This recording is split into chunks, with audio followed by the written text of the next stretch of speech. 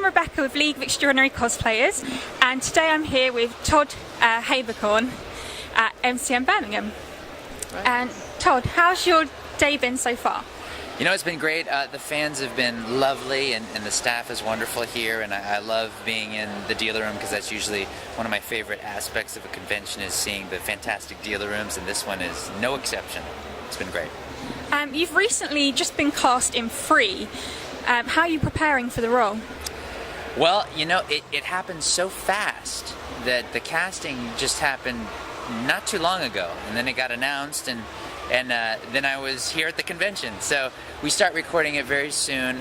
For this show, I like to watch the first season, or at least the majority of the first season if I can, to try and get a sense of the character. Really, from most of the shows that we work on, we depend heavily on the director, who has seen the show several times, possibly written the show, and they guide us where we need to go.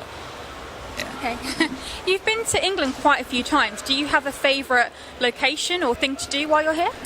You know, I really love London. I love being able to touch a wall that's, you know, hundreds of years old and then see a Corvette drive by. You know, just the dichotomy of the two. Yeah. It's amazing. The history, the people, the accents. I love UK accents, and I wish I had one. So. But we all wish we had an American accent. Oh my gosh, okay. You probably get asked this a lot, but do you have a favourite role?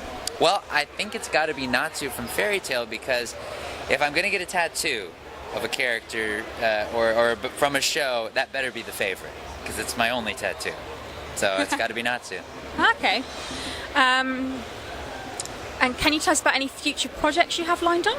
Well, besides Free, there's over here will be released shortly is my run on Pokemon as Tierno. And in terms of other things that have come up, Persona 4 Ultimax is a fighting game that came out recently in the States.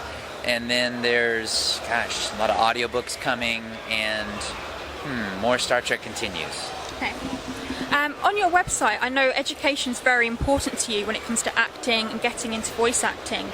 For anyone living in the UK who wants to become a voice actor, do you think they need to go to somewhere like Texas, where the studios are? Because there's none in the UK. Well, it depends on specifically what kind of voice acting people want to do. If they want to do anime, then the majority of it is going to be in Texas by Funimation. As far as other voice acting opportunities, it just depends on the market.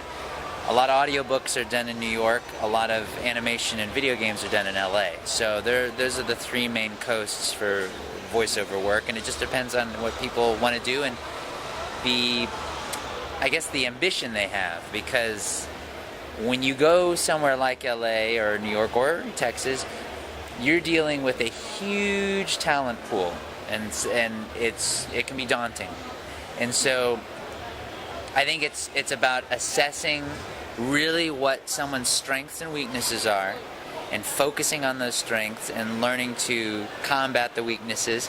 And if you feel after that point you've done an assessment and you feel like you could make it in one of the coasts, then it sounds like you should go for it. Okay. And last question. You attend a lot of conventions and a lot of fans meet you and probably get very starstruck. Have you ever attended an event and been totally blown away by someone you've met? Oh, all the time. You know, we do these events and we get to meet people that we grew up watching or that we admire, and there's so many talented guests that come, and I'm so honored to be a part of that, and doing conventions with Shatner or Patrick Stewart or Cumberbatch or Radcliffe, things like that. These are very talented people that I'm lucky to get to sign next to and hang out with in the green room. Thank you very much. Thank you for your time. Thank you. Thank you very much.